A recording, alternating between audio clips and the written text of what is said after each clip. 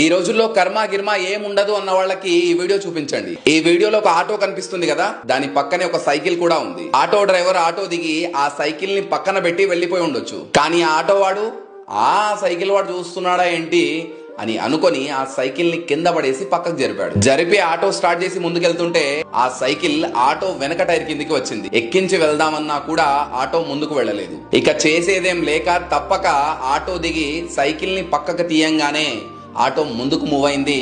వేగంగా చెట్లలోకి దూసుకుపోయి పెద్ద గుంతలో పడిపోయింది. సైకిల్ ని మర్యాదగా పక్కకు తీసి ఉంటే ఇంత నష్టం జరిగేదా? నన్నెవడు చూస్తాడులే అని చెడు చేసుకుంటూ పోదామనుకున్నాడు. అదే చెడు ఆటో వాడి మెడకు చుట్టుకుంది. ఇది కలియుగం. ఈ జన్మలో చేసిన పాపాన్ని ఈ జన్మలోనే అనుభవించాలి. అదే విధంగా వేరే వాడి ₹1 అన్యాయంగా కనుక తింటే తిరిగి ₹100 చెల్లించాల్సి ఉంటుంది.